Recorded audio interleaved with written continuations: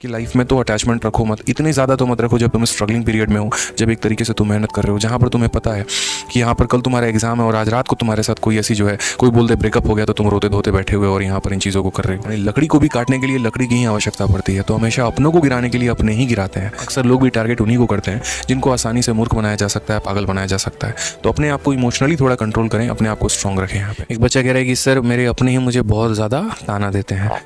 देखो मेरे भाई, एक हमेशा इस छोटी सी बात को ध्यान रखना, अगर तुम्हें पता हो तो यहाँ पे ठीक है, सिर्फ अपने नहीं, मतलब आपने देखा है एक लकड़े को पेड़ काटते हुए, जिस टांगी से जिस कुल्हाड़ी से वो पेड़ काटता है ना, उस टांगी या उस कुल्हाड़ी में जो लकड़ी लगी होती है, जो डंटा लगा होता है जिसको पकड़ के काटता है, वो भी मेरे भाई लकड़ी का ही होता है।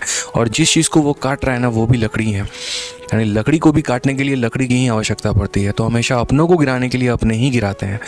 अगर आपको तोड़ना है ना, तो बाहर का व्यक्ति आपको अंदर से नहीं झकझोर सकता, आपके अंदर का व्यक्ति ही, मतलब आपके आसपास के लोग ही, जिनसे आपको सबसे ज़्यादा स्नेह होगा या एक तरीके से लगा होगा, वही मेरे भाई आपको तोड़ने की कोशिश करते हैं। अब ऐसे में आपको क्या करना है, एकदम बरगद की तरह एकदम डटे रहना है, खड़े रहना है। ठीक है, तुम तोड़ लो, हमारे मन में घुस जाओ।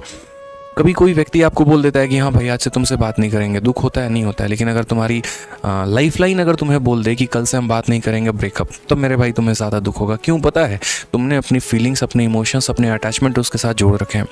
तो कोई भी चीज़ हमारे पास होती है ना, अचानक से हमसे दूर हो जाती है, उस केस में हमसे जो है ज़्यादा दुख होना शुरू हो जाता है। तो पहली बात तो मैं बोलता हूँ मेरे भाई कि लाइफ में तो अटैचमेंट रखो मत, इतनी ज़्यादा तो मत रखो जब तुम स्ट्रगलिंग पीरियड में हो, जब एक तरीके से तुम मेहनत कर रहे हो, जहाँ पर तुम्हें पता है कि यहाँ पर कल तुम्हारा एग्जाम है और आज रात को तुम्हारे साथ कोई ऐसी जो है कोई बोल दे ब्रेकअप हो गया तो तुम रोते धोते बैठे हुए और यहाँ पर इन चीज़ों को कर रहे हो।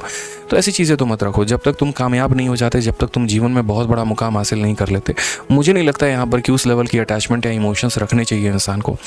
ठीक है, हर किसी का अपना अपना मानना है, आपके अपने थॉट्स हैं, मेरे अपने थॉट हैं। किसी का हो सकता है कि सही हो, किसी का हो सकता है गलत हो। अपने विचारों में मैं सही हूँ, आपके विचारों में आप सही होंगे।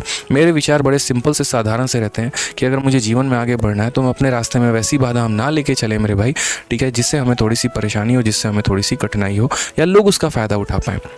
अक्सर लोग भी टारगेट उन्हीं को करते हैं जिनको आसानी से मूर्ख बनाया जा सकता है, पागल बनाया जा सकता है। तो अपने आप को इमोशनली थोड़ा कंट्रोल करें, अपने आप को स्ट्रॉन्ग रखें। यहाँ पे कभी अपनी कमज़ोरियों को किसी के आगे मत बताएं कि आपकी कमज़ोरियाँ क्या हैं, ज़ाहिर ही मत होने दीजिए। कुछ लोग बड़े स्मार्ट होते हैं, अपना एकदम कमज़ोरी बताएंगे, अरे पता है यार हमको इसे बोल देता है ना, हम रोने लगते हैं। बाद में लोग चल के आपका उसी का फ़ायदा उठाते हैं। कभी कोई भी आपके सामने कोई भी कंडीशंस रखता है ना, वक्त लीजिए सोचने का, समझने का। ठीक है भाई, बताएंगे, बाद में बताएंगे। हड़बड़ा हाथ में ली गई डिसीजन हमेशा इंसान को मारती है, हमेशा बेकार करती है।